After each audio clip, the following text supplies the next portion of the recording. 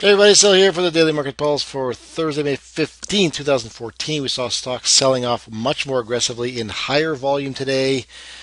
Um, they did come off their lows, however, for the session, but nonetheless, pretty aggressive sell off regardless. Not sure this is capitulatory enough, but we will certainly find out here in the next few days if it was enough to turn things around. Here's the yesterday's candle. Let's hopefully we get tomorrow's. There or today's, I should say. There it is. There's the Dow Jones. There's the sell-off. So falling off the roof at this point, we said evening star bearish engulfing combination is right at the polarity. We said it had to hold, otherwise it would be a falling off the roof, which it is. It's an immediate sell signal. Comes into the 50, comes into another small pivot area near 16,400. Room still much lower into 16,000, 16,100.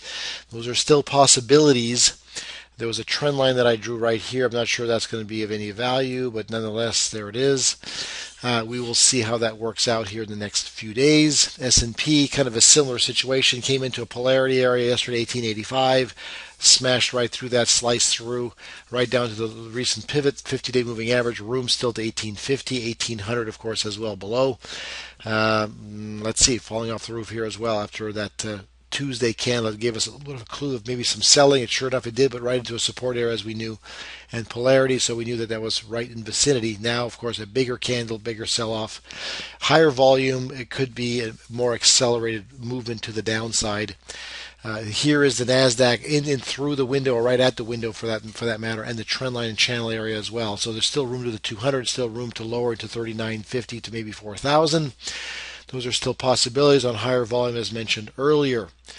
TSX, it faded after a little bit of a red candle yesterday. We said that might be a little bit of a pause, but watch out for a possible downside. Here, there it is into the Morningstar low, 14.5.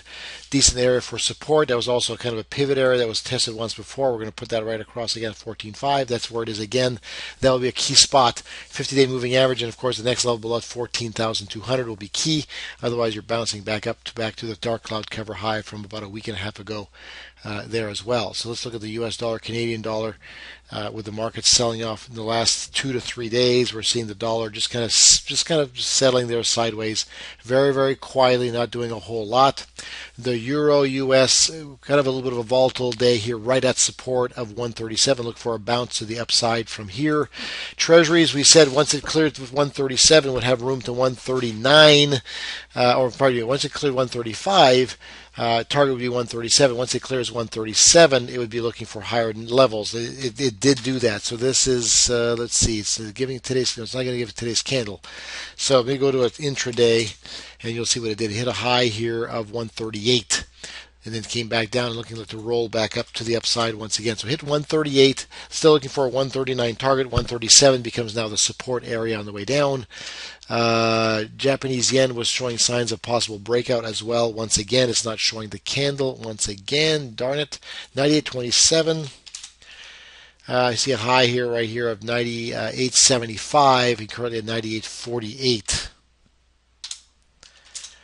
98.48. So it's a little higher than it was here, plus it went all the way up much higher as well. So targets still remain just below 99 and possibly higher. Still looking pretty strong and reasonable there as well. Gold faded. Good $9-10. It came into the resistance of this little trend line that we have in red, dashed line, came back down toward 1290 as well. So there it is, 1295. It's holding there for, still looking for a possible push back up through 1310 and higher. I'll show you silver, of course, similar price action there, of course, as well. Back into 1950. Still needs to close and clear above 1975 like it did yesterday. But that upper shadow certainly gave it weakness. So it's back into the support area for the time being, right in here, 1950. And holding, that's where the moving averages are as well. If the 8 can cross back over the 20 and 20 can flatten, you got a lot more strength now to get to 2050 and 21. Then there's crude.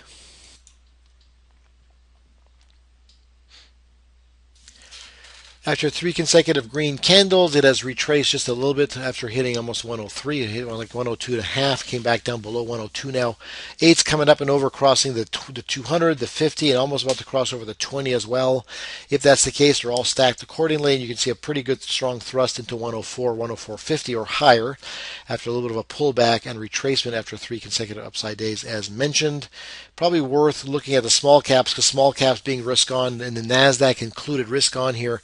You can see the channel that it was in. It broke out briefly as a head fake into a small pivot area of 113 and faded aggressively the last 2 days after that, forming a hammer falling window, kind of a high wave combination here, right into a support area across 108 and almost 107. It's got lower levels that it could still flush into. It's possible. A little bit of a positive divergence that may be evident here, possible. But again, look for a possible flush to end this correction for the final reversal to the upside. This may be it, but I doubt it. I don't think this is it. This looks usually more aggressive than this. So we'll see how that works out. The VIX, of course, being that it was at 13, popped with a rising window today, reaching almost 14, but it's got higher levels still to reach maybe 14 and a half. Certainly 16, 17, 18 are all possibilities still, with support across 1275 to 13 still.